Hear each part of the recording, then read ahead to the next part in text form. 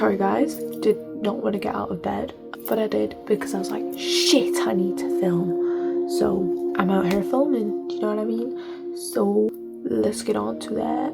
Oh, my eyeball's crying. Oh, evil eyeball, evil eyeball. Okay, so of course Jojos is known for being all bizarre, duh.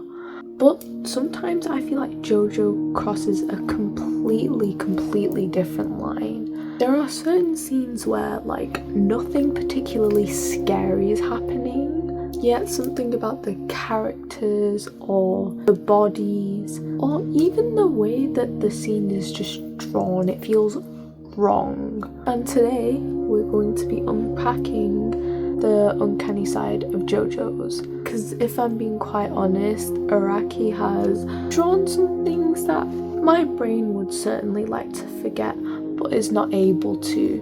And whilst we are talking about today's subject, I made an accidental meat blob out of slime. It just popped. Don't know how I've gone and done that, but we're gonna go ahead and make it up into something. So let's start off with the faces of Jojos, because Araki can draw some beautiful characters, okay, and then suddenly give someone the most horrifying facial expression known to man. I think this is one of the easiest ways that Jojos can fit into the uncanny valley territory.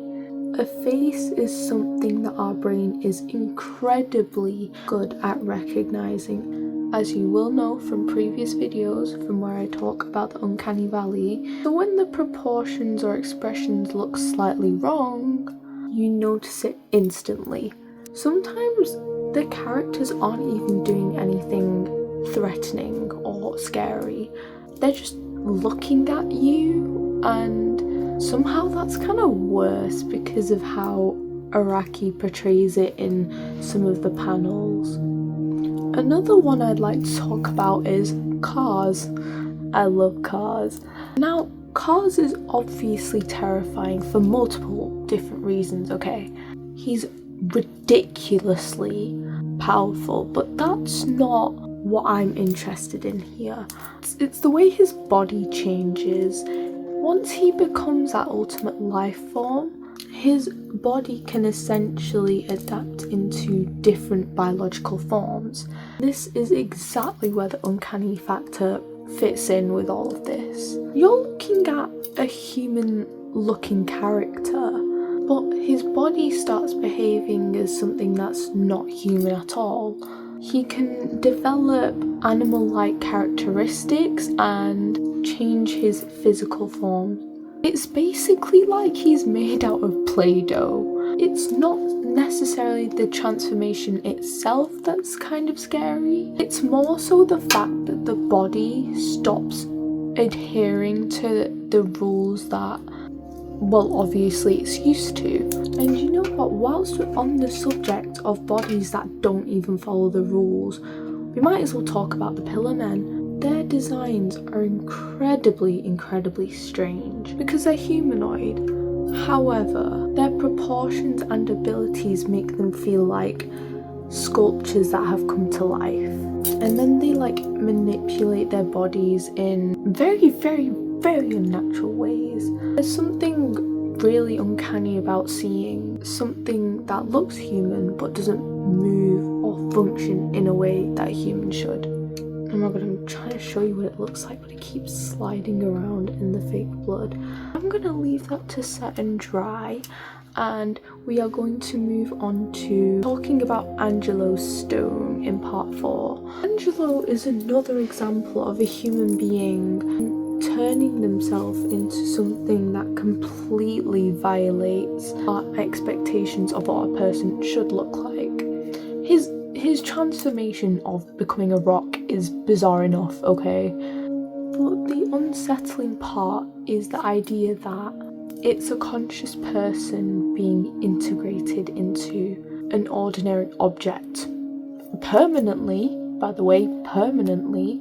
Imagine recognizing a face where you absolutely should just not see one. And that's basically the uncanny valley in reverse. The object looks normal until you see the human trapped inside of it. This is one of my most favourite examples in Jojos, the ghost girl's alley. And this is in part 4. This is where Raimi resides. There's something about this place that feels wrong before anything actually happens. It looks familiar enough to seem like an ordinary street, but there is a strange emptiness to it. And then the series takes a little bit of a turn and makes it into this place that exists outside of reality. Well, the normal reality. That's what makes it creepy, and it's not because there's a monster chasing you or anything of the sort. It's an ordinary looking street that follows completely different rules. So, my question is, how does Jojos manage to make things feel so uncanny? And I do have an answer for this. I'm pretty sure it's because Araki takes something so familiar and changes one thing. A human body that can suddenly behave like an animal. A face that looks normal, but is also slightly wrong. A normal location that can not obey normal rules. And a creature that looks human but isn't. Your brain will ultimately recognize the familiar part first, but then it realizes that something just doesn't add up. And it's that little moment that is where the horror will come in, because it makes you think, wait, what am I looking at?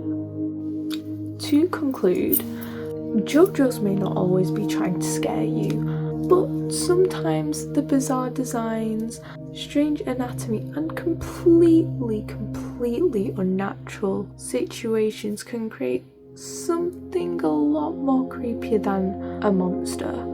Because the scariest thing is that sometimes something doesn't always look terrifying. Sometimes it's something that almost looks normal. It just doesn't look normal enough.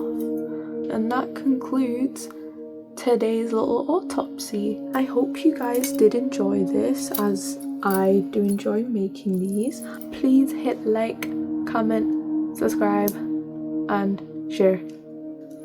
And comment on what I could maybe talk about next, because I'd very much appreciate that. And I shall see you guys in the next one. Bye.